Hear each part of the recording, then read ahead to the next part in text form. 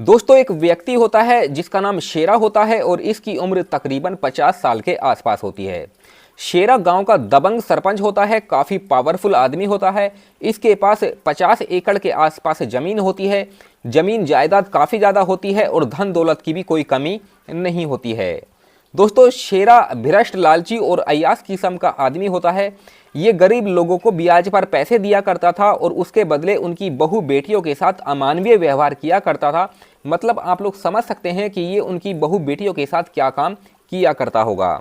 गांव के लोग इसे डरा करते थे और इसके खिलाफ आवाज़ नहीं उठाते थे। अगर कोई एक या दो आदमी अगर इसके खिलाफ आवाज़ उठाने की कोशिश भी करते थे तो ये उस उठने वाली आवाज़ को दबा दिया करता था। जी हाँ दोस्तों, शेरा गांव के लोगों पर काफ़ी अत्याचार भी किया करता था। गांव के लोग इसके अत्याचारों से काफ़ी ज़्यादा परेशान आ जाते हैं और इसके खेतों में जितने भी मजदूर लोग काम करते थे, धीरे धीरे वो सब भाग जाते हैं। दोस्तों, एक दिन की बात होती है, एक दूसरे गांव का रोबिन नाम का आदमी शेरा के खेतों में काम करने के लिए आता है।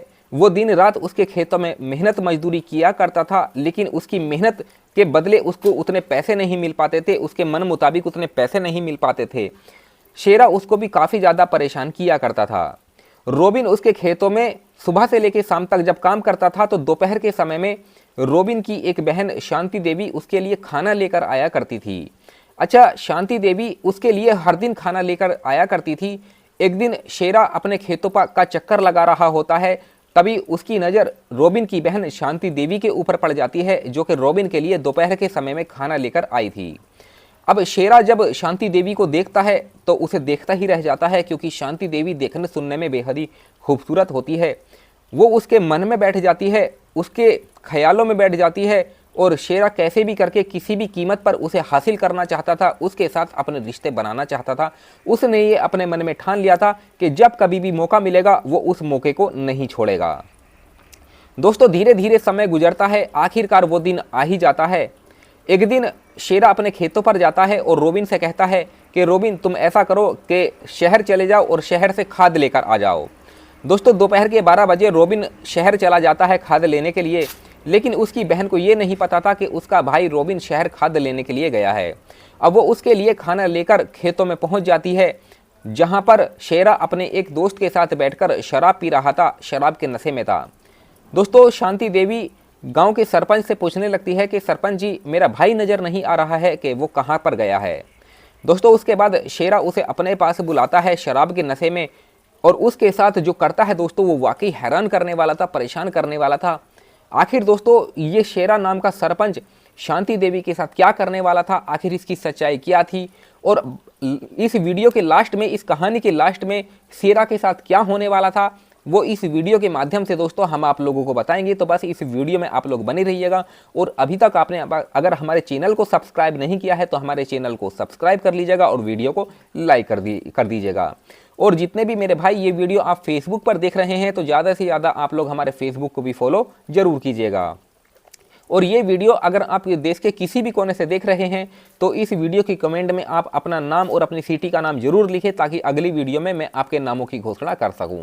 तो चलिए शुरू करते हैं और बताते हैं कि आखिर पूरी कहानी है क्या। दोस्तों, आज की हमारी सच्ची कहानी की शुरुआत होती है उत्तर प्रदेश के लखनऊ जिले के एक छोटे से गाँव मथेरा से।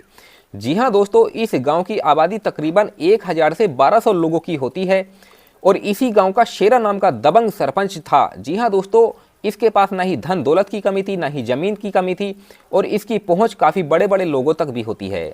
शेरा गांव का दबंग सरपंच होता है। वो गरीब लोगों को ब्याज पर पैसे दिया करता था और उसके बदले उनकी बहू बेटियों के साथ गलत व्यवहार किया करता था, गलत रिश्ते भी बनाया करता था। अच्छा, गाँव के लोग इसकी आदत से काफ़ी ज़्यादा परेशान थे। अगर कोई भी व्यक्ति इसके खिलाफ आवाज़ उठाने की कोशिश करता था तो वो उस उठने वाली आवाज़ को दबा दिया करता था। इसके खेतों में जितने भी मजदूर काम किया करते थे, धीरे धीरे वो सब इसके खेतों से भाग जाते हैं। जी हाँ दोस्तों, अगर शेरा की घर पारिवारिक अगर स्थिति की बारे में हम बात करें तो उसकी घर पारिवारिक स्थिति जो थी वो काफ़ी अच्छी ठीक ठाक होती है। इसके घर में इसकी पत्नी के अलावा एक लौती बेटी होती है।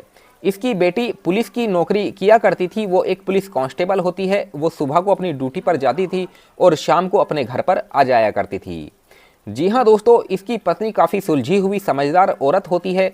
वो अपने पति को हर वक्त समझाया करती थी कि वो ये गलत काम छोड़ दे, लेकिन शेरा ये गलत काम कभी नहीं छोड़ता था। दोस्तों धीरे धीरे इसके खेतों में से इसके मजदूर भाग जाते हैं, कोई भी काम करने के लिए नहीं आता है। लेकिन तकरीबन जब 2 महीने का समय गुजरता है तो इसके खेतों में एक दूसरे गांव का आदमी जिसका नाम रोबिन होता है, इसकी उम्र 35 साल के आसपास होती है। रोबिन इसके खेतों में काम करने के लिए आता है। रोबिन इसके खेतों में दिन रात काम किया करता था, मेहनत मजदूरी किया करता था, लेकिन उसकी मेहनत के मन मुताबिक उसको पैसे नहीं मिल पाते थे। लेकिन रोबिन काफ़ी ज़्यादा गरीब था और वो सोचता था कि जो कुछ भी मिल रहा है उनके पैसों से उसका खर्च तो चल ही रहा है। दोस्तों रोबिन की एक बहन होती है जिसका नाम शांति देवी होता है। शांति देवी कक्षा 12 की छात्रा होती है और पढ़ाई लिखाई कर रही थी, पढ़ने लिखने में काफ़ी होशियार होती है। उसके हर एक सब्जेक्ट में काफ़ी अच्छे खासे नंबर भी आया करते थे। जी हाँ दोस्तों, शांति देवी पढ़ाई लिखाई करके कुछ बनना चाहती थी, वो सरकारी अधिकारी बनना चाहती थी। शांति देवी का यही सपना था। शांति देवी और रोबिन के माता पिता नहीं थे क्योंकि इनको बचपन में ही छोड़कर इनके माता पिता इस दुनिया से चले गए थे। रोबिन ने इधर उधर मेहनत मजदूरी करके अपनी बहन को पढ़ाया लिखाया था और अभी भी पढ़ा रहा था और वो उसके हर एक सपने को पूरा करना चाहता था। जी हाँ दोस्तों, रोबिन शेरा के खेतों में जब काम करता था तो उसकी बहन शांति देवी दोपहर के समय में उसको खाना देने के लिए जाया करती थी। अच्छा, एक दिन शेरा नाम का ये जो दबंग सरपंच होता है वो अपने खेतों का चक्कर लगा रहा था दोपहर के समय में।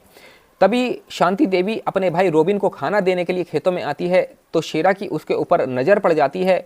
उसको वो गंदी नज़रों से देखने लगता है क्योंकि उसने इतनी खूबसूरत लड़की अपनी ज़िंदगी में नहीं देखी थी। अब वो उसके मन में बैठ जाती है, उसके ख्यालों में बैठ जाती है। शेरा सोचने लगता है कि कैसे भी करके किसी भी कीमत पर अब इसको हासिल करके ही रहूँगा। जी हाँ दोस्तों, उसने अपने मन में ये ठान लिया था। तकरीबन 15 दिन का जब समय गुजरता है तो एक दिन शेरा अपने खेतों पर जाता है और रोबिन से कहता है कि रोबिन तुम शहर जाओ और शहर से खाद लेकर आ जाओ। रोबिन उसकी बात मान जाता है और फिर शहर चला जाता है। तकरीबन थोड़ी देर के बाद शांति देवी अपने भाई रोबिन के लिए खाना लेकर वहाँ पर आती है, लेकिन उसे ये नहीं पता था कि सरपंच ने उसको खाद लेने के लिए शहर भेज दिया है। अब दोस्तों जो ये सरपंच होता है वो अपने एक दोस्त के साथ खेतों में बैठकर शराब पी रहा था और काफ़ी ज़्यादा नशे में था। जब शांति देवी वहाँ पर आती है तो सरपंच से पूछने लगती है कि सरपंच जी मेरा भाई कहाँ है, मेरा भाई नज़र नहीं आ रहा है। तो सरपंच उससे कहता है कि तुम्हारे भाई को मैंने शहर खाद लेने के लिए भेज दिया है और वो शाम तक आएगा, तब तक तुम हमारे पास बैठो और हमारे साथ बात करो।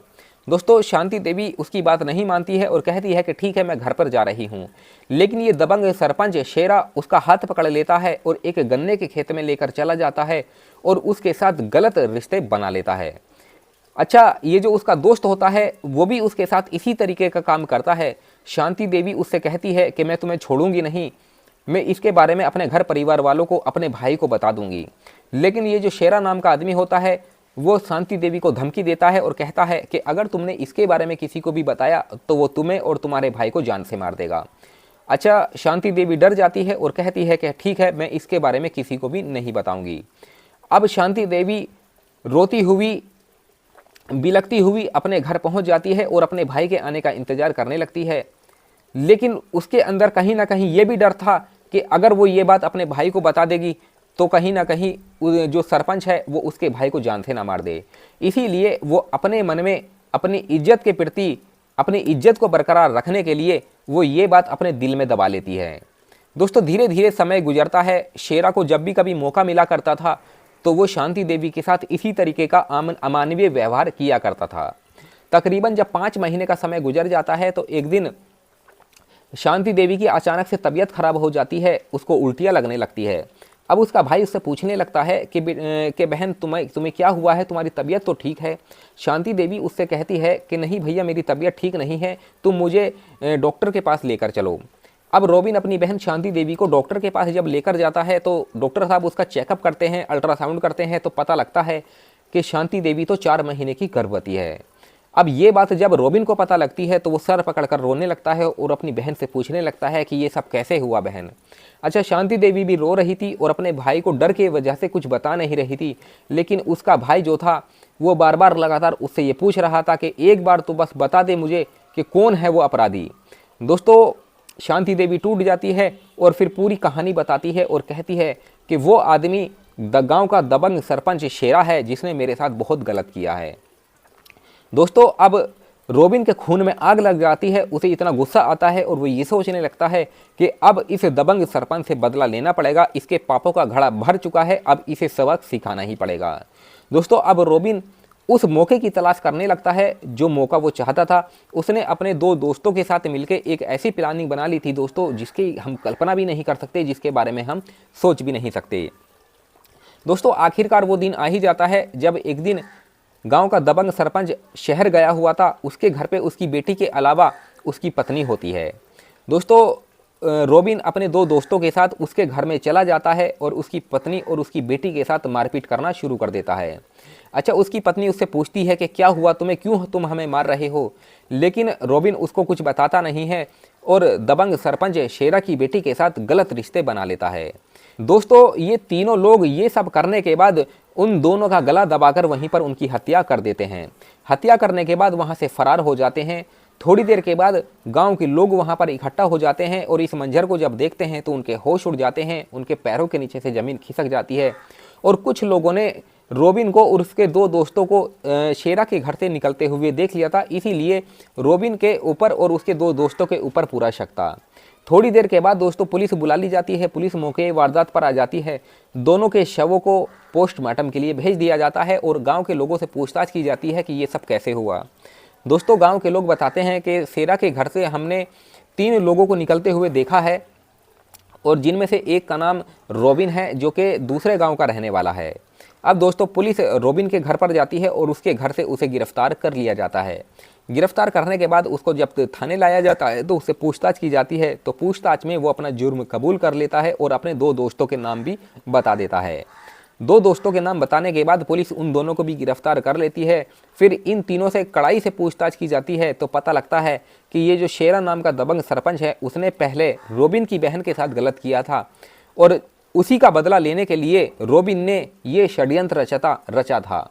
जी हाँ दोस्तों, पुलिस वाले जब रॉबिन से ये पूछते हैं कि जो ये सरपंच है उसकी बेटी और उसकी पत्नी ने तो तुम्हारा कुछ नहीं बिगाड़ा था, आखिर तुमने उनके साथ गलत क्यों किया और उन्हें क्यों मारा?